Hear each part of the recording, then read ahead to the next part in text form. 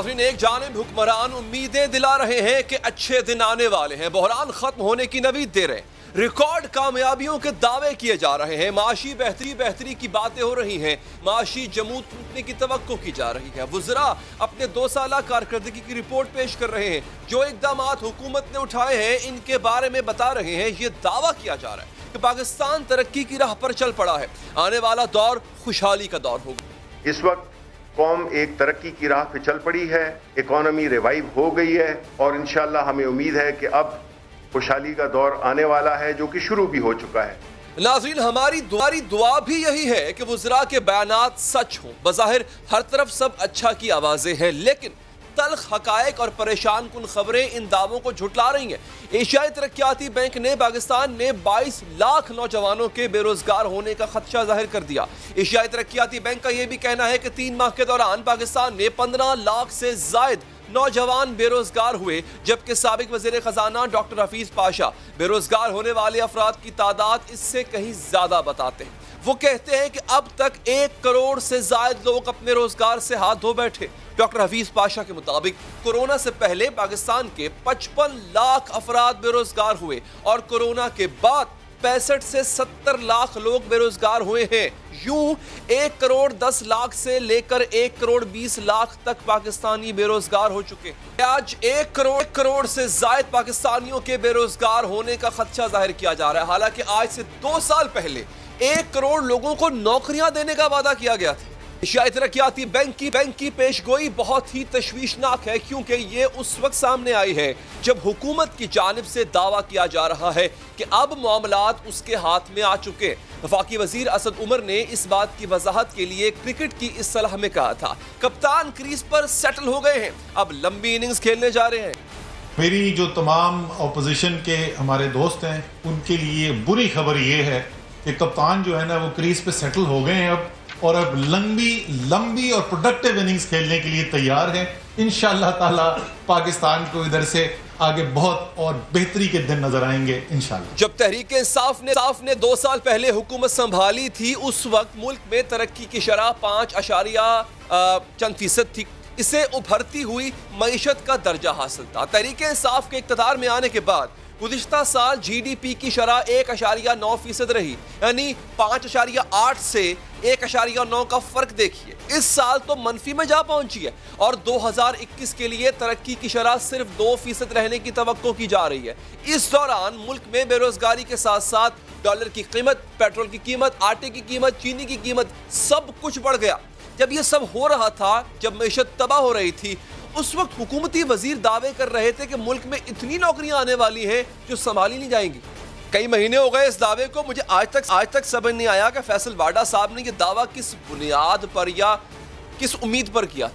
पाकिस्तान तहरीक इंसाफ के 2 साल पूरे होने पर institute for public opinion research के मुताबिक अवामी सर्वे हुआ। नाज़रीन, सर्वे के मुताबिक पाकिस्तानी अवाम की अक्सरियत महंगाई से परेशान है और अवाम ने माहाना खर्चा पूरा ना होने का शिकवा किया। सर्वे के मुताबिक पाकिस्तान तहरीक इंसाफ की हुकूमत की 2 साला कारकर्दगी से 54% अवाम गैर मुतमईन और 68% अवाम जो है वो मुतमईन है।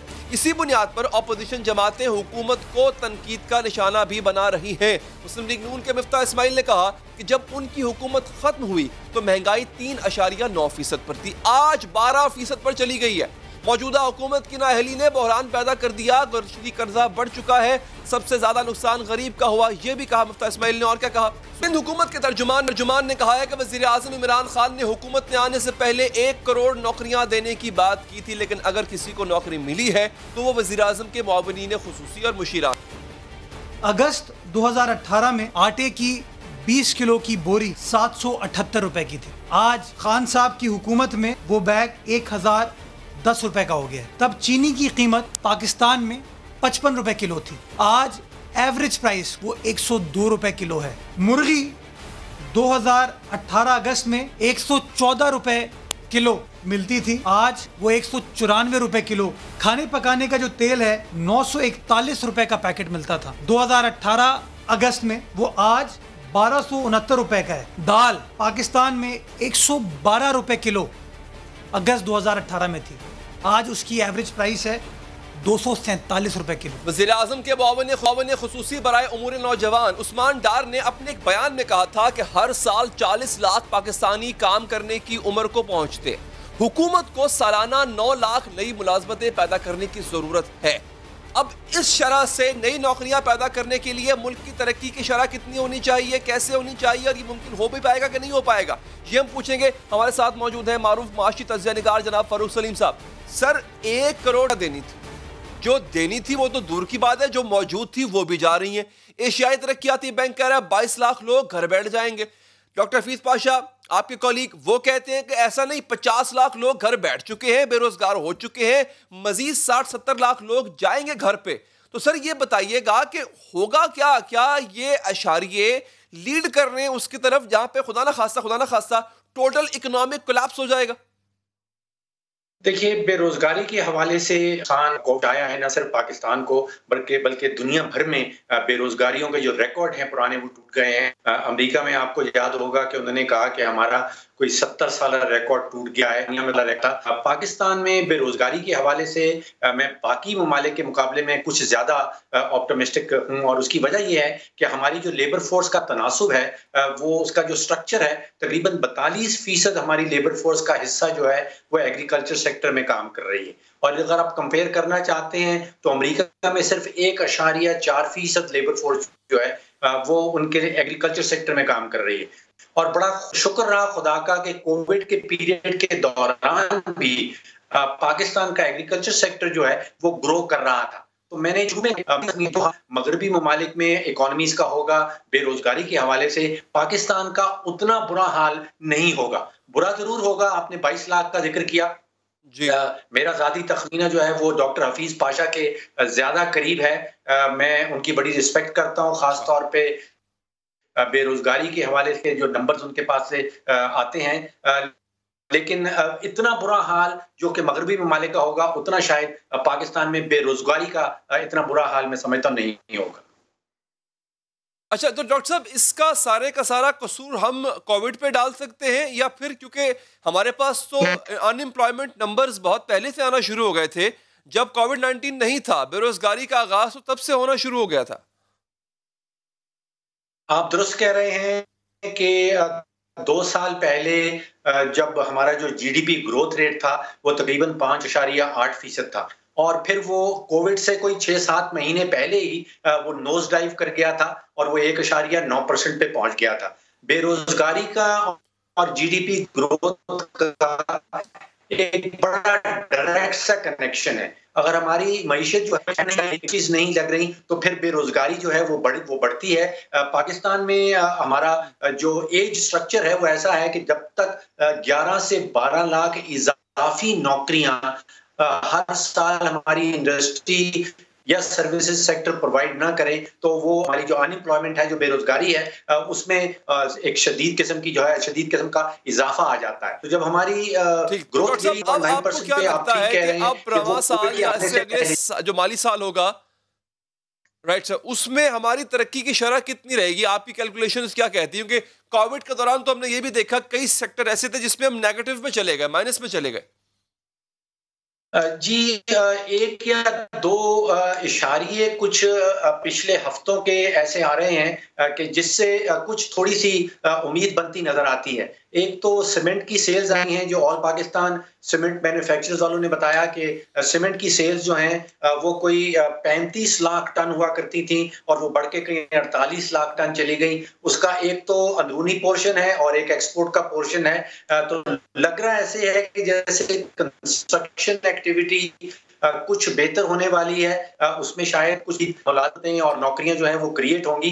लेकिन जहां बाकी दुनिया है हम भी वहीं पे होंगे। कोई इतनी ज्यादा रोजी पिक्चर सामने नहीं है कि हम इस प्रॉब्लम से छुटकारा हासिल कर लेंगे या कोई बहुत ही जल्द वी शेप्ड किस्म की, जिसको इकोनॉमिस्ट कहते हैं कि बहुत ही तेजी से कोई तरक्की आने वाली है, ऐसा कोई मामला मुझे सामने नजर नहीं आ रहा है। अच्छा, तो डॉक्टर साहब, कर्जे बढ़ेंगे, महंगाई बढ़ेगी और इस महंगाई का बोझ आवाम को बर्दाश्त करना पड़ेगा। टैक्सेस भी बढ़ाने पड़ रहे हैं हुकूमत को क्योंकि उसके बगैर गुजारा नहीं है, वो भी आवाम पर आएगा सब कुछ। देखिए, अगर मईशत दानों की बातों से हम बाहर निकल आए और आम आदमी की बात जैसे अब आपने शुरू कर दी, आम आदमी के नजदीक सिर्फ और सिर्फ मैं समझता हूँ 3 माशी इशारे होते हैं। उसमें चीनी की कीमत है और उसमें शायद ऐसे ही हैं कि पिछले 2 सालों में आटे की कीमत जो है वो 35 रुपए किलो से बढ़ के 55-60 रुपए, मैंने सुना है कि कराची में 65 रुपए किलो तक भी आटा बिक रहा है। चीनी की कीमत जो 55 रुपए थी आज से 2 साल पहले, अब वो 100 रुपए की हिट कर गई है। और मैं अपना बिल बिजली का देख रहा था जो कि 10.5 रुपए फी यूनिट सब टैक्सेस जमा करने के बाद आ रहा था, अब वो 16-17 रुपए पे पहुंच गया है। इन 2 सालों के दौरान आपकी मेरी आम पाकिस्तानी की आमदन कतन नहीं बढ़ी है, लेकिन आप देखिए कि 70% हमारा आटे का बिल बढ़ गया है, 80% चीनी की कीमत बढ़ गई है, 50 से 60% जो है बिजली की बिल बढ़ गए हैं। तो इन तीनों चीजों के नतीजे में फिर गुर्बत बढ़ जाती है। और जो मैं सर्विस देख रहा था 2018 के, उसमें कहा जा रहा था कि 31% आबादी पाकिस्तान की जो है वो शराय गुर्बत से नीचे है। तो उस वक्त तकरीबन 7 करोड़ पाकिस्तानी ऐसे थे जो शराय गुर्बत से नीचे रह रहे थे। आज अगर हम देखें तो उससे ज्यादा संगीन हालात हो गए हैं। तकरीबन 9 करोड़ पाकिस्तानी ऐसे हैं या 40% पाकिस्तान की आबादी शराय गुर्बत से गिर गई है। तो आम आदमी के ऊपर जो बोझ पड़ रहा है पिछले 2 सालों में, वो शायद पाकिस्तान की 70-72 साल तारीख में इतनी तेजी से ज्यादा बोझ नहीं पड़ा जितने पिछले 2 सालों में बढ़ा है। बिल्कुल ठीक डॉक्टर साहब, बहुत बहुत शुक्रिया सर। आपके वक्त का एक वक्फा लेते हैं। वक्फे के बाद आपको पहले तो बताते हैं कि फलस्तीन और इसराइल में क्या ममासलियत है, मोदी और बेंजामिन नेतन्याहू में क्या ममासलियत है, और इसके साथ साथ कराची को लेकर के एक बहुत बड़ा काम हुआ है आज, उस पर बात करेंगे वक्फे के बाद।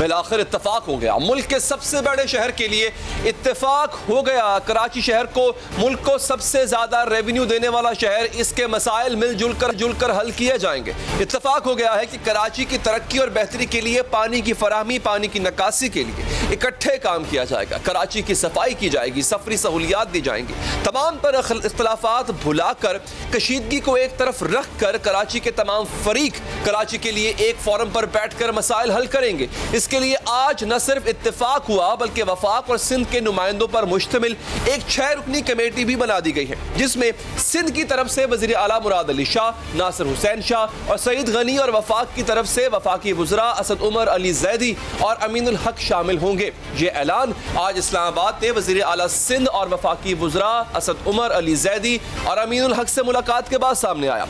मुलाकात के बाद वफाकी वजीर असद उमर ने प्रेस कॉन्फ्रेंस करते हुए बताया कि सिंध हुकूमत के साथ 6 सेक्टर्स में मिलकर काम करने पर इत्तेफाक हुआ।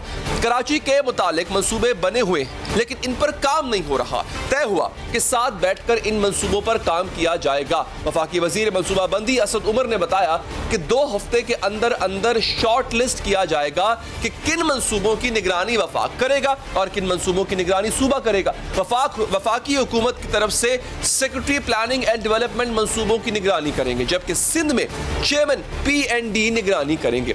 असद उमर ने कहा कि कराची के मसाइल हल करने के लिए वफाकी हुकूमत ने पहले भी काम किया और आगे भी काम करेगी, लेकिन सिंध हुकूमत को असद उमर के इस मौक़िफ़ से इख्तलाफ है। आज ही के दिन तर्जुमान सिंध हुकूमत मुर्तज़ा वहाब ने भी एक प्रेस कॉन्फ्रेंस की, जिसमें उन्होंने वफाकी हुकूमत के माशी इक़दामात को न सिर्फ तनकीद का निशाना बनाया बल्कि इस बात का भी शिकवा किया कि वज़ीर आज़म ने कराची के लिए जो वादे किए थे वो पूरे नहीं किए। अच्छी तशरीफ लाए थे वजीर आजम, कहा था 162 अरब रुपए मैं कराची को तरक्याती पैकेज दूंगा। इतना कर्जा, 10 खरब कर्जा लेने के बाद मेरे कराची को 162 अरब रुपए तरक्याती पैकेज की शक्ल में वफाकी हुकूमत की जानिब से नहीं मिले। कोई बात नहीं करता कि वो 162 अरब रुपए का वजीर आजम ने जो दिन की रोशनी में वादा किया था मीडिया के सामने वो वादा वफा नहीं। वज़ीर-ए-आज़म इमरान खान ने 2 बरस पहले कराची में आकर कराची के लिए खुसूसी पैकेज का ऐलान किया था, लेकिन सिंध हुकूमत पहले भी ये शिकायत करती रही है कि इस पैकेज की मद में इन्हें वफाक से कोई रकम नहीं मिली। 16 सितंबर 2018 से इन्होंने जो हमारा पानी का K4 का मंसूबा है, वज़ीर-ए-आज़म खुद ने आके उसको बंद कर दिया। देखिए 162 अरब रुपए जो कह के गए थे, चले आप फॉर अ मिनट ये सोच लें कि ये 4 साल में होंगे, मतलब 1 साल में तो नहीं होंगे, 4 साल में होंगे, चले 40 अरब रुपए साल में रखने, 162 रुपए भी नहीं है। छोटी छोटी स्कीमें कुछ रखी है कराची के लिए। सिर्फ मुर्तजा वहाब ही वफाकी हुकूमत के अदम ताउन का गिला नहीं कर रहे, बल्कि सिर्फ 2 रोज पहले वजीर आला सिंध भी कह चुके हैं कि कराची के मसाइल पर पहले हमसे बात तक नहीं की जाती थी, लेकिन अब वही लोग हमारे साथ बैठने के लिए तड़प रहे।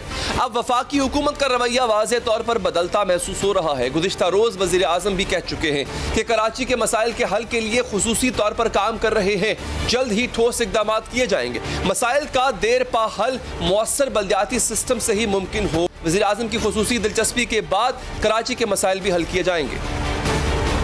वफाकी हुकूमत सूबाई हुकूमत की मदद को आ गई है। 6 रुकनी कमेटी में PTI, MQM और पीपल्स पार्टी के 6 नुमाइंदे शामिल हैं और सभी नुमाइंदे वफाकी और सूबाई काबीना के अराकीन भी हैं। अगर संजीदगी और वसाइल की कमी ना हुई तो कराची की हालत बदली जा सकती है, लेकिन इसके लिए अहम बात यह है कि सियासी इख्तलाफात और सियासी मफादात को इस इत्तफाक के आड़े न आने दिया जाए, वरना नाज़रीन कराची के साथ जो खेल तमाशा बरसों से जारी है वो जारी रहेगा और कराची के लोगों को गंदे नालों, कचरे के ढेरों का सामना भी करना पड़ेगा। हमेशा की तरह पानी की अदम फराहमी और नकासी के फटीचर निज़ाम की अजियत भी बर्दाश्त करना होगी। टूटी फूटी सड़कों पर चलती बोसीदा बसों पर सफर करना होगा, लेकिन क्या अब वाकई कराची का मुकद्दर बदलने वाला है? इसी पर बात करेंगे इसी कमेटी के रुकन वफाकी वजीर जनाब अमीनुल हक साहब से। शुक्रिया अमीनुल हक साहब। सिर्फ फ्रेमवर्क क्या है इस कमेटी का, इसके पास इख्तियारात होंगे, कौन कौन से मंसूबे हैं जिन पर यह कमेटी निगरानी करेगी या काम करेगी, पहले से मौजूद मंसूबे हैं, नए मंसूबे बनाएगी, इसका जरा स्ट्रक्चर जो है वो एक्सप्लेन कीजिएगा। हाँ अली, देखिए बिल्कुल आप सही फरमा रहे हैं कि 6 डिफरेंट प्रोजेक्ट पे इस पे काम होगा और जो कमेटी आपके इल्म में कि 6 रुकनी कमेटी बनाई गई है और तमाम लोग जो कमेटी के मेंबर होंगे और साथ साथ इसमें एक इजाफा किया गया है कि एक सेक्रेटरी भी होगा इस कमेटी का, वो गालिबन chairman planning and development Sindh हुकूमत की तरफ से होगा, तो तमाम चीज़ों को मैनेज भी करेगा और कमेटी का इजलास बुलाएगा भी, तरतीब भी देगा और मिनट्स भी नोट करेंगे और फैसले को भी नोट करेंगे। हम इसमें 6 मुख्तलिफ चीज़ों पर रखी गई है। वाटर के हवाले से यानी कि कराची में जो पानी की सूरत हाल है उसको देखा जाएगा, सीवरेज के सिस्टम को देखा जाएगा, ट्रांसपोर्ट के सिस्टम को देखा जाएगा, सॉलिड वेस्ट यानी कि कराची में जो जगह जगह कूड़ा करकट है, सॉलिड वेस्ट के मामलात को देखा जाएगा और इम्पॉर्टेंट चीज़ ये है कि मास ट्रांजिट सिस्टम को भी देखा जाएगा। कराची वही शहर है पूरे पाकिस्तान में जब मास ट्रांजिट कोई चीज़ नहीं है और इसी तरीके से वेस्ट वाटर ट्रीटमेंट प्लांट के हवाले से भी मामलात को देखा जाएगा कि इसको किस तरह हल कर सकते, कैसे बेहतर कर सकते। अब आप पूछ रहे हैं आपके सवाल का दूसरा हिस्सा कि कौन कौन सा प्रोजेक्ट होगा। Let's start with the water. Let's start with the water यानी कि पानी के मामला से आपको पता है कि K4 का मंसूबा 2009 से PC1 तैयार है, उसके बाद उस पर काम शुरू हुआ 2016 में और 2016 के बाद वो काम रुका, मेरा ख्याल है कि 2 साल में मुकम्मल करना था, उसके बाद 2018 से वो काम रुका हुआ है। अब इसको दोबारा टेक ऑफ किया जा रहा है और इसको मेरा ख्याल है FWO मुकम्मल करने जा रही है। इसको मेरा ख्याल नेस्पाक से भी क्लियरेंस हो गई है, टेक्निकल कमेटी ने भी क्लियरेंस कर दिया है और मेरा ख्याल है कि इसको अब बिल्कुल जिसे कहते हैं कि इसको हल करने की कोशिश अगला मंसूबा सर, इसके साथ साथ हाल ही झील। अच्छा, अगले मंसूबे पे चलते हैं। अगला मंसूबा सीवरेज का है। सीवरेज के ऊपर S3 का मंसूबा है, जो पानी, जो गंदा पानी शहर में जमा होता है वो समुद्र में गिर जाता है। अब उसको रीट्रीट किया जाएगा ताकि बेसिक तरीके से वो समुद्र पर जाए। इसके ऊपर S1 है, S2 है, S4 है, ये 4 मुख्तलिफ चीज़ों को बेहतर करने की कोशिश की जाएगी। इसके बाद इंपॉर्टेंट मसला है ट्रांसपोर्ट का। ट्रांसपोर्ट देखिए, कराची आज हम 21वीं सदी में अली रहते हैं, लेकिन ऐसा महसूस होता है कि कराची 18वीं सदी में रहते हुए चिंची रिक्शा पे कराची के आवाम सफ़र करते हैं। पिंडी, लाहौर, पेशावर मुल्तान, इस्लामाबाद, तमाम जगहों के नौजवान, बुजुर्ग, ख़वातीन 20 रुपये, 25 रुपये, 30 रुपये देके एयर कंडीशन बस पे सफ़र करते हैं। क्या कराची के नौजवान, कराची के बुजुर्ग, कराची के अवाम को हक हासिल नहीं है? वो सबसे ज़्यादा टैक्स देते, तो उनका हक भी बनता है। बिल्कुल ठीक। यकीनन ग्रीन लाइन के मंसूबे के साथ साथ ये ग्रीन लाइन को डिसाइड हुआ है कि दिसंबर तक उसके जो कंप्यूटराइज सिस्टम उसको मुकम्मल किया जाएगा। और वज़ीर आला साहब ने कहा है बिल्कुल कि इंशाअल्लाह ताला हम जो हमारे ज़िम्मे बसों का सिस्टम है, हम ये सूबा बनाएगा या ये भी एफडब्ल्यू को दे रहे हैं आप ग्रीन लाइन? सर नहीं, मैं इसकी तरफ भी आ रहा हूँ। इसके साथ साथ हमारे पास जो है सॉलिड वेस्ट मैनेजमेंट भी है। सॉलिड वेस्ट जो आपको पता है कि कूड़ा करकट पूरे शहर में फैला रहता है, और अगर 3 नाले जो एनडीएमए को साफ करने दिए गए, ये अगर 1 महीने बाद दोबारा जाएंगे तो वो कूड़ा करकट उसी तरह का अपनी जगह पे मौजूद रहेगा। तो जब तक इसके लिए कोई जिसे कहते हैं कि अच्छा इंफ्रास्ट्रक्चर नहीं बनाया जाएगा, उस वक्त तक मामला हल नहीं होगा। तो इसके ऊपर भी डिस्कशन हुई है। इसके साथ साथ मेरा ख्याल है मास ट्रांजिट पे भी है कि हम ब्लू लाइन्स भी बनाने जाएंगे। ग्रीन लाइन तो मौजूद है, येलो लाइन और ऑरेंज लाइन को भी कैसे बेहतर किया जाएगा। अब आप जो सवाल पूछ रहे, करेगा कौन, ये आपका सवाल था ना, अभी आपने दरमियान में पूछा अली। तो अली मतलब इसकी बात कैसे होगी? बल्कि मेरा सवाल ले लें आप अमीन भाई, मेरा सवाल आप ले लें, उसी को फिर जवाब आगे कंटिन्यू कीजिएगा। इसकी बांट किस तरह करेंगे? क्या मिलके करेंगे या कोई एक प्रोजेक्ट वफाक संभालेगा, एक प्रोजेक्ट सूबा संभालेगा? ये भी बता दीजिएगा जरा।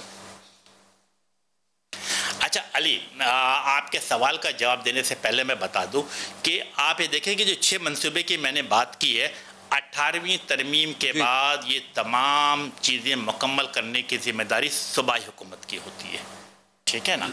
लेकिन चूँकि ये मसाइल अपनी जगह पर मौजूद हैं, तो वफाक हेल्प आउट करने के लिए सिंध हुकूमत के साथ खड़ा होगा, और इस सिलसिले में एक सीरियसनेस शो की गई है कि इस मामलात को फौरी तौर पे कैसे हल किया जा सकता है। इसके लिए आज ही फैसला हुआ कि ये जो फेडरल प्लानिंग एंड डेवलपमेंट के जो सेक्रेटरी साहब है वो और सिंध हुकूमत के प्लानिंग एंड डेवलपमेंट के चेयरमैन है, ये कल सुबह से आपस में रब्ता करेंगे। और इसकी सीरियसनेस का इससे अंदाज़ा लगा लें कि गालिबन आज बुध है, यकीनन सैटरडे के दिन इस पे दोबारा बैठक होगी सीएम हाउस सिंध के अंदर। अच्छा अभी साहब, मुझे थोड़ी क्लैरिटी चाहिए सर। आपके सवाल का जवाब वो ये है कि वफाक का कंट्रीब्यूशन किस तरह होगा? लेट्स से देखिए, मेयर कराची वसीम अख्तर साहब कुछ काम है जो नहीं कर पाए क्योंकि उनके पास इख्तियार नहीं था, ठीक है, समझ में आती। इसी तरह से बकौल उनके, इसी तरह से वफाक भी ना कूड़ा करकट उठा सकेगा, ना वो ट्रांसपोर्ट के लिए बराह रास्त अहकामात जारी कर सकेगा, ना कोई PC1 बना सकेगा। मतलब वफाक जो है वो कंट्रीब्यूट करेगा किस तरह? क्या खाली कमेटी का हिस्सा होना काफ़ी रहेगा उसके लिए? अली, सिर्फ कमेटी नहीं खेला जाएगा, बल्कि इस पे अमल कराया जाएगा। अमल कैसे होगा मैं आपको बताता हूँ। देखिए, सैटरडे के दिन जो इजलास रखा गया उसमें इस बात को फैसला किया जाएगा, और अगले 15 दिन में इस बात को यकीनी बनाया जाएगा कि कौन कौन से प्रोजेक्ट फेडरल गवर्नमेंट एग्जीक्यूट करेगी और कौन कौन से प्रोजेक्ट प्रोविंशियल गवर्नमेंट एग्जीक्यूट करेगी। अब $1 मिलियन क्वेश्चन क्या आ जाता है कि फंडिंग कहाँ से आएगा? That is very very important. तो इस बात पे भी फैसला हुआ है कि एक बड़ी फंडिंग जो है वो फेडरल गवर्नमेंट देगी, जो अभी आपने देनी भी है। बुनियादी तौर पे फंडिंग जहां पर भी सूरत हाल होगी फेडरल गवर्नमेंट फंडिंग करेगी, नंबर 1। नंबर 2, साथ साथ प्रोविंशियल गवर्नमेंट भी फंडिंग के लिए अपने चीज़ों को जिसे कहते हैं कि मोटिवेट करेगी, और जहां तक मुमकिन हो सके वो भी करेगी। तो मेरा ख्याल है कि सैटरडे की जो सीएम हाउस में मीटिंग हुई और उसके 15 दिन के बाद टाइमलाइन तय किया गया कि एग्जीक्यूशन ऑफ फाइनेंस दोनों चीज़ें फाइनल कर दी जाएंगी। अच्छा अमीन साहब, ये बताइएगा, फंडिंग का वाकई बहुत बड़ा ये सवाल है। जो वफाक ने फंडिंग बहुत पहले करना थी वो भी अभी तक नहीं की। मतलब 162 अरब रुपए की वादा जो इमरान खान साहब ने किया था, अब सिंध आज भी रो रहा है कि उसका तो हमें आधा भी नहीं मिला। देखिए अली, 162 अरब रुपए की जो बात की गई थी उसमें मेरा ख्याल है कि एक बड़ा अमाउंट जो पब्लिक प्राइवेट पार्टनरशिप के साथ था। इसके साथ साथ दो तीन चीज़ें और भी है।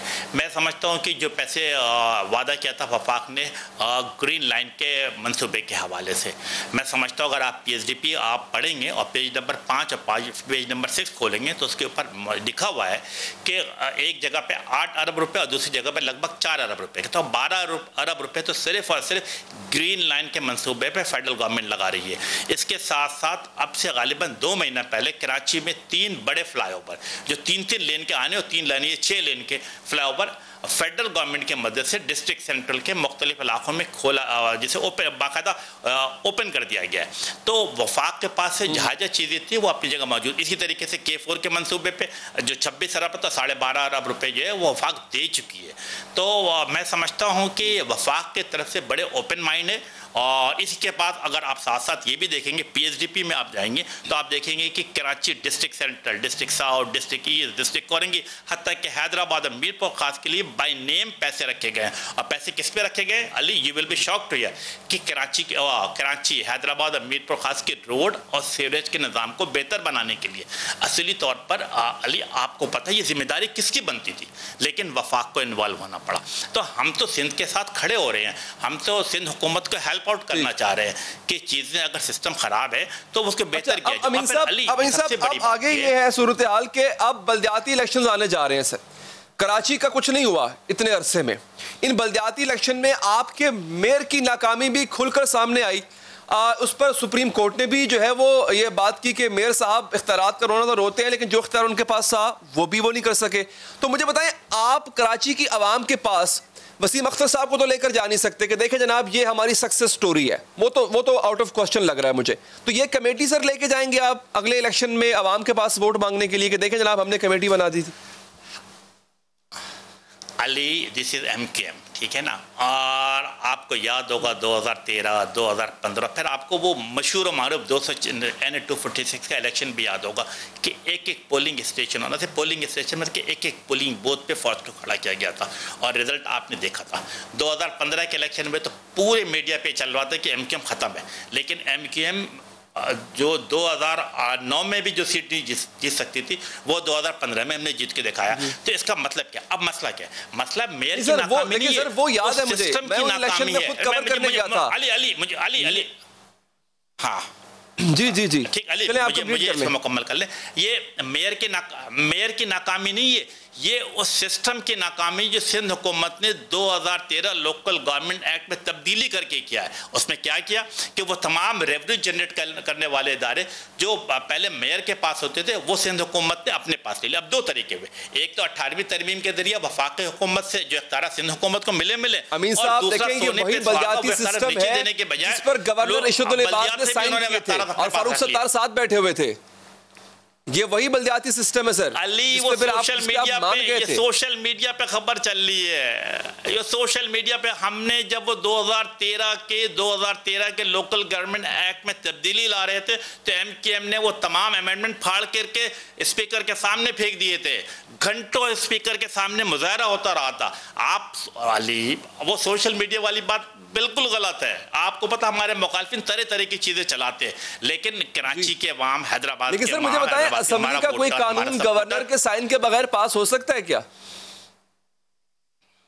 आप बिल्कुल आप ये देखें कि अगर वो एक दफा वापस कर देता है तो दूसरी दफा वापस करेगा तो ऑटोमेटिकली वो रूल बन जाता है। Same condition in the case of the 213 local government act. तो सर आपको लगता है, आखिरी सवाल अमीन साहब, कि ये उज़र जो है हो सकता है आपका उज़र बिल्कुल ठीक हो, लेकिन ये उज़र के हमारे पास इख्तियार नहीं था, ये बेख्तियारी का उज़र अगर आप कराची के अवाम के पास लेके जाते हैं तो वो आपसे पूछेंगे नहीं कि सर अगली दफा उसको वोट देंगे जिसके पास इख्तियार है, हम आपको वोट क्यों दें, आपके पास तो इख्तियार ही नहीं है। अली हम इसी सिस्टम के खिलाफ लड़ रहे हैं कि yes article 2013 local government act में तब्दीली की जाए।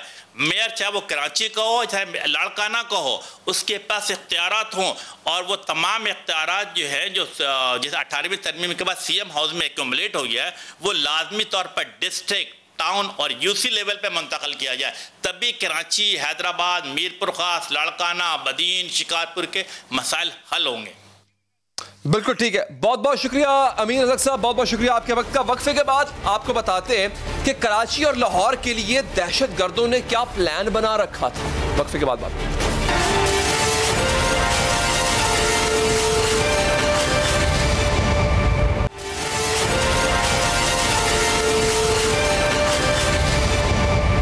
नाज़रीन, मुहर्रम अल हराम में मुल्क का अमन बरकरार रखना एक चैलेंज होगा, क्योंकि पाकिस्तान का अमन तबाह करने की साजिश अब बन चुकी है। सारे किरदार, सारे मोहरे तैयार कर लिए गए। पड़ोसी मुल्क में पाकिस्तान दुश्मन दहशतगर्द मुनज़्ज़म हो रहे हैं, नई सफ़बंदियां कर रहे हैं और अब मामला मनसूबाबंदी से बढ़कर अमली कार्रवाइयों तक जा पहुंचा है। अफगानिस्तान से आने वाले दहशतगर्द पाकिस्तान दाखिल हो रहे हैं, धमाके कराने की तैयारियां की जा रही हैं। सिक्योरिटी इदारों की हालिया और बरवक्त कार्रवाइयों ने दो बड़े शहरों को बड़ी तबाही से बचा लिया। गुज़िश्ता रात बल्दिया टाउन कराची में रेंजर्स और CTD ने कार्रवाई के दौरान कल अदम तंजीम के 2 दहशतगर्दों को हलाक करके शहर में दहशतगर्दी का एक बड़ा मंसूबा नाकाम बना दिया। रेंजर्स के मुताबिक मारे जाने वाले मुल्ज़िमान रफीक और अदनान पाकिस्तान में दहशतगर्द कार्रवाइयों में मुलव्विस और फोर्सेस को इंतहाई मतलूब थे। मुल्ज़िम रफीक पर 20 लाख रुपए इनाम मुकर्रर था, जबकि मुल्ज़िम अदनान कल अदम तंजीम का इंतहाई खतरनाक दहशतगर्द था। हलाक होने वाले दहशतगर्द बम धमाकों, बैंक डकैती, फिरका वाराना दहशतगर्दी की मुतादिद वारदातों में मुलव्विस थे। दोनों दहशतगर्दों के हवाले से सबसे अहम इंकशाफ ये सामने आया है कि दोनों मुल्ज़िमान हाल ही में अफगानिस्तान से कराची आए थे और कराची में बड़ी दहशतगर्दी करने की मंसूबाबंदी कर रहे थे। सिर्फ कराची नहीं नाज़रीन, बल्कि लाहौर में भी दहशतगर्दों के रेडार पर आ चुका है। कल ही के दिन लाहौर में भी CTD ने लाहौर में दहशतगर्दी का मंसूबा नाकाम बनाते हुए रेलवे स्टेशन से खुदकुश जैकेट, हैंड ग्रेनेड और बारूदी मवाद समेत एक दहशतगर्द को गिरफ्तार किया। इब्तदाई तफ्तीश में लियाकत नामी दहशतगर्द ने अहम इंकशाफात किए, जिसके मुताबिक हमले का मंसूबा चंद रोज पहले बनाया गया और 17 साल खुदकुश बमबार अफगानिस्तान से आ रहा था। मंसूबे के मुताबिक हमने पुलिस लाइंस के बाहर धमाका करना था। इस शख्स ने कराची और लाहौर के दोनों वाकयात की नौयत इंतहाई अलार्मिंग है, इंतहाई तशवीशनाक है, क्योंकि दोनों वाकयात के ताने बाने पड़ोसी मुल्क अफगानिस्तान से मिल रहे हैं। कराची के मारे जाने वाले दहशतगर्द चंद रोज पहले अफगानिस्तान से कराची आए थे और लाहौर का गिरफ्तार दहशतगर्द भी इंकशाफ कर रहा है कि एक 17 साल खुदकुश बमबार अफगानिस्तान से आना था। यानी इन दोनों वाकयात के ताने बाने अफगानिस्तान से मिलते नजर आ रहे हैं। और खास तौर पर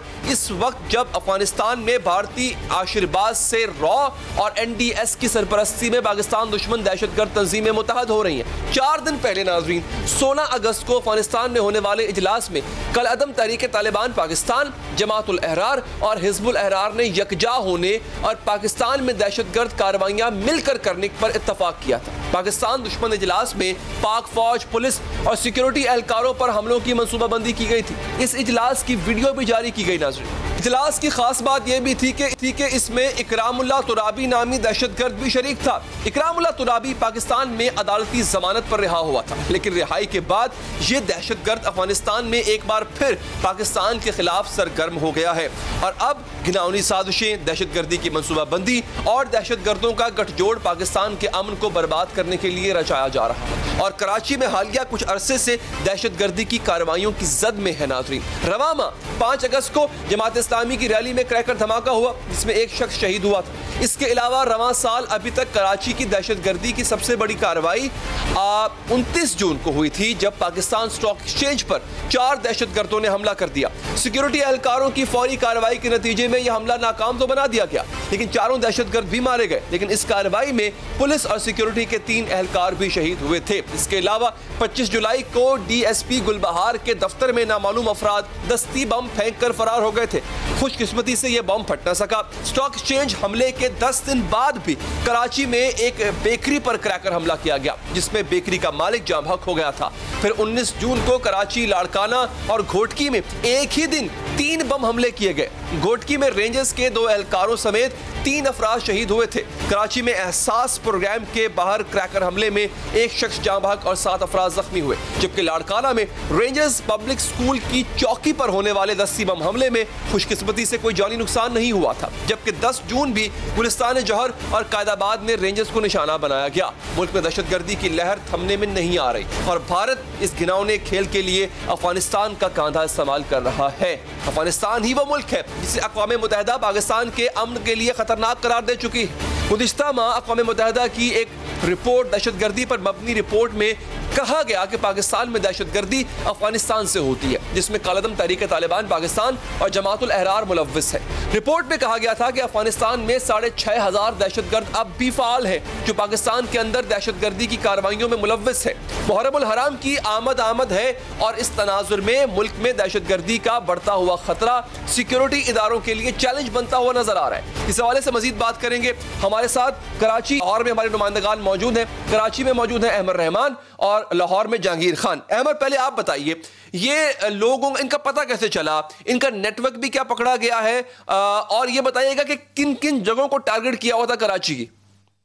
जी देखें, काउंटर टेररिज्म डिपार्टमेंट और रेंजर्स की जानिब से ये कार्रवाई अमल में लाई गई है। बल्दिया रईस गोट का इलाका है जहाँ पर खुफिया मालूमात हासिल हुई थी और उसकी बुनियाद पर यह बाकायदा ऑपरेशन वहाँ पर किया गया। इब्तदाई तौर पर जब फोर्सेज वहाँ पर पहुँची हैं तो मुल्जिमान ने फायरिंग शुरू कर दी थी। जवाबी कार्रवाई में ये दोनों दहशतगर्द मारे गए हैं। दोनों दहशतगर्दों में मोहम्मद रफ़ीक उर्फ आदिल हैं और दूसरे अदनान उर्फ कारी हैं। ये दोनों ही इंतहाई ख़तरनाक दहशतगर्द बताए जाते हैं। बाकायदा हुकूमत सिंध की जानिब से इन पर 20 लाख रुपए इनकी गिरफ्तारी पर जो है वो इनाम भी था। ये हाल ही में कराची आए थे अफगानिस्तान से और कराची में एक बड़ी दहशतगर्दी की कार्रवाई का मंसूबा रखते थे। ख़ास तौर पर जो इसमें मोहम्मद रफ़ीक उर्फ आदिल हैं, माजी में भी कई दहशतगर्दी की कार्रवाइयों में ये साथ रहे हैं दहशतगर्दों के और ये बम बनाने के माहिर तस्वुर किए जाते हैं। वज़ीरिस्तान में भी सिक्योरिटी फोर्सेस पर कई हमलों में ये मुलव्विस रहे हैं जिसमें उन्होंने ना सिर्फ बम बनाया, इसी तरह 2015 की अगर हम बात करें तो 2015 में कायदाबाद के करीब एक पुलिस वैन को जो है वो निशाना बनाया गया था जिसमें एक बम जो है वो मोटरसाइकिल में नस्ब किया गया था और उसे फाड़ा गया था। तो वो उस कार्रवाई में भी यही मुल्जिमान जो है वो यही दहशतगर्द इसी के साथी जो है वो शरीक थे। ये बेसिकली असलम उस्ताद का ग्रुप कहलाता है TTP में, तहरीक तालिबान पाकिस्तान का, वो इसमें शामिल हैं। जो इसमें दूसरा इसका साथी है मोहम्मद अदनान, वो जो है उनका ताल्लुक लश्कर जंगवी से था और ये जो है वो मिलकर कार्रवाइयाँ जो है वो करने का मंसूबा रखते थे शहर के मुख्तलिफ इलाकों में। सिर्फ ये कार्रवाई अहम नहीं है बल्कि इसके अलावा CTD की जानिब से आज एक दूसरी कार्रवाई की गई है जिसमें कलदम सिपाही मोहम्मद का एक दहशतगर्द जो है वो गिरफ्तार किया गया है जिसका जो शहर में, ना सिर्फ शहर में बल्कि दीगर शहरों में भी जो है वो कराची के अलावा भी जो है वो दहशतगर्दी की कार्रवाइयों का मंसूबा रखता था। निसार अली जो है वो उसका नाम है और वो उसके बारे में ये कहा जा रहा है कि वो जहन साजी करने का भी माहिर था, यानी कि वो आम शहरियों को दहशतगर्दी की जानिब ना सिर्फ राग़िब करता था बल्कि उनका माइंड कन्वर्ट करने के बाद उनको पड़ोसी मुल्क दहशतगर्दी की तरबियत लेने के लिए भी भेजा करता था। जी अच्छा जहांगीर, अब आप बताइएगा जहांगीर साहब कि यहाँ पर लाहौर में जो कार्रवाई हुई उनमें क्या ताल्लुक बताया जाता है दहशतगर्दों का, कार्रवाई हुई किस तरह? अली, ये CTD ने रेलवे स्टेशन के करीब कार्रवाई करते हुए एक दहशतगर्द लियाकत खान को गिरफ्तार किया। उसके कब्जा से बारूदी मवाद, कुछ जैकेट, असलहा और दीगर सामान जो कि खुदकुश जैकेट के साथ इस्तेमाल किया जाता है वो बरामद किया। इस दहशतगर्द लियाकत खान के खिलाफ CTD की मुद्दत में मुकदमा दर्ज करके जब तफ्तीश की गई तो ये इंकशाफ हुआ कि इस दहशतगर्द का ताल्लुक एक कलदम तंजीम के साथ है और ये एक खुदकुश बमबार के इंतजार में था जिसको कि पड़ोसी मुल्क से रवाना किया गया है। लियाकत खान जो कि दहशतगर्द गिरफ्तार किया गया है, इसने दौरान तफ्तीश ये भी इंकशाफ किया कि मुहर्रम खान खुरासानी नामी शख्स ने पुलिस लाइन्स पर जो है वो खुदकुश हमला करने का हुक्म दिया था जिसके लिए पड़ोसी मुल्क से एक 17 साल खुदकुश बमबार को भेजा गया था और ये दहशतगर्द लियाकत खान रेलवे स्टेशन पर उस बमबार का इंतजार कर रहा था जिस वक्त CTD ने कार्रवाई की और इसको गिरफ्तार किया। अभी मुकदमा रेलवे स्टेशन पर खुदकुश जैकेट के साथ बैठा हुआ था ये कि इन्होंने मुहर्रमुल हराम से कबल ही लाहौर की पुलिस लाइन्स को, जी बिल्कुल, रेलवे स्टेशन के करीब किसी जगह पर किसी एक कमरे में इसने जो है वो खुदकुश जैकेट और दीगर सामान रखा हुआ था और खुदकुश बमबार का इंतजार कर रहा था जिस वक्त इसको गिरफ्तार किया गया। अभी इसके इंकशाफ में ये भी शामिल है कि इसने मुहर्रमुल हराम से पहले लाहौर की पुलिस लाइन्स को निशाना बनाना था और इसका हुक्म जो है मुकर्रम खान खुरासानी नामी एक शख्स ने इसको दिया था और अभी इसके हवाले से मजीद काउंटर टेररिज्म डिपार्टमेंट का ये बताना है कि इसको गिरफ्तार करने के बाद मुकदमा दर्ज किया जा चुका है, इसे मजीद तफ्तीश भी की जा रही है और जिस खुदकुश बमबार का ये इंतजार कर रहा था उसकी तलाश के लिए अभी महकमा इंसदाद दहशतगर्दी की टीमें जो हैं वो मुख्तलिफ मकामात पर छापे मार रही हैं। अच्छा, क्या जहांगीर साहब ये बताइए क्या पॉसिबिलिटी है कि इस बंदे के हैंडलर्स भी यहाँ मौजूद हों, क्योंकि ऐसा बहुत मुश्किल होता है, नामुमकिन होता है कि एक ही शख्स पूरा ऑपरेशन हैंडल करे, तो उसके हैंडलर्स भी होते हैं, सहूलतकार भी होते हैं, क्या उनकी भी कोई निशानदही हो पाई? अली, ये शख्स लियाकत खान जो है ये खुद एक सहूलतकार है, इस बात से बिल्कुल भी इनकार नहीं किया जा सकता कि ये कोई अकेला ही था, बिल्कुल इसका नेटवर्क भी मौजूद होगा। ठीक है अहमद और जहांगीर, आप दोनों का बहुत बहुत शुक्रिया। वक्फा लेते हैं, वक्फे के बाद इजराइल और फलस्तीन में क्या ममासलत है, और जैसे कि मैंने पहले कहा था मोदी में और बेंजामिन नेतन्याहू में क्या ममासलत है, वक्फे के बाद बताएंगे।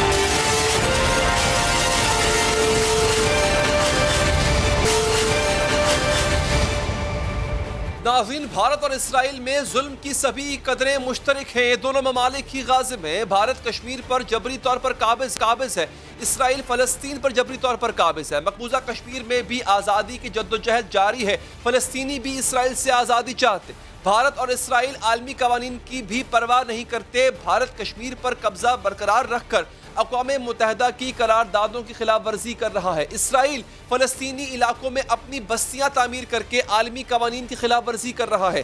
भारत अपने जेर कब्जा कश्मीरियों पर जुल्म करता है और इसराइल फलस्तीनियों पर जुल्म करता है। भारत मकबूजा कश्मीर में निहत्ते कश्मीरियों को कत्लेआम करता है, इसराइल निहत्ते फलस्तीनियों को कत्लेआम करता है। इसी वजह से वज़ीर आज़म पाकिस्तान ने साफ साफ कह दिया कि जब तक फलस्तीन के अवाम को उनका हक नहीं मिल जाता, हम कभी इसराइल को तस्लीम नहीं करेंगे। भारत और इसराइल आलमी अमन के लिए भी खतरा है और मुस्लिम दुनिया के लिए भी। भारत की भी अपने ही पड़ोसी ममालिक के साथ जंगें हो चुकी हैं, इसराइल की भी पड़ोसी ममालिक के साथ जंगें हो चुकी हैं। भारत ने 5 अगस्त 2019 को एक तरफा तौर पर मकबूजा कश्मीर की खुद मुख्तार हैसियत खत्म की। इसराइल भी फलस्तीन के इलाकों पर जम कर चुका है। जेर कब्जा इलाकों में जुल्म के हवाले से भी दोनों ममालिक की हरकतें एक जैसी हैं। एक रिपोर्ट के मुताबिक सिर्फ 1 साल में भारत ने 352 कश्मीरियों को शहीद किया, 800 घर गिराए गए। कश्मीरी मीडिया सर्विस के मुताबिक 1 साल में 10,240 कश्मीरी पैलेट गन से निशाना बने। कई कश्मीरी बेनाई से महरूम हो गए। 385 को देखने में मुश्किलात का सामना है। 1 साल के दौरान भारत ने बुजुर्गों, खवातीन और लड़कियों समेत 13,680 कश्मीरियों को गिरफ्तार किया। इस दौरान 84 खवातीन को ज्यादती का निशाना बनाया गया, जबकि 946 मकानात को नुकसान पहुंचा। इसी तरह इसराइल ने भी सिर्फ इस साल 1070 फलस्तीनियों को जख्मी किया, 27 को शहीद किया, 313 फलस्तीनी खानदानों को कोई जगह पर कब्जा करके उनके घर गिरा दिए। International middle east media centre की रिपोर्ट के मुताबिक सिर्फ इस साल 4,700 फलस्तीनी गिरफ्तार किए। तो मुल्क अपने मकबूजा इलाकों में न किसी को सोचने और बोलने की आज़ादी देते हैं, न देखने की आज़ादी देते हैं। भारत कश्मीरियों की आंखों पर गोलियां बरसाता है, उनकी बिनाई छीन लेता है, और इसराइल भी बिल्कुल ऐसा ही कर जुल्म करना और फिर उस जुल्म का जवाब पेश करना, इसमें भी भारत और इसराइल बिल्कुल एक जैसे जुल्म करते हैं और इसका जिम्मेदार भी मजलूम को ही ठहराते हैं। गुजरात फसादात में हलाकतें हों या इसराइली फौज के हाथों फलस्तीनियों की जान जाए, हर मौका पर मजलूम को ही इल्जाम दिया। जबर का रिवाज मुश्तरक हो, जबर का तरीका मुश्तरक हो, तो नजरियात क्यों मुश्तरक ना हो। भारत के वजीर आजम नरेंद्र मोदी भी नस्ल परस्त हैं और इसराइली वजीर आजम भी। भारतीय वजीर आजम भी इंतहा पसंद हिंदुत्व नजरियात के हामी हैं और इसराइली वजीर आजम भी इंतहा पसंद सहूनियत रखते। साथ ही हमारे प्रोग्राम का वक्त यहाँ पर खत्म हो जाता है। दीजिए इजाजत नाज़रीन, अल्लाह ने के बाद।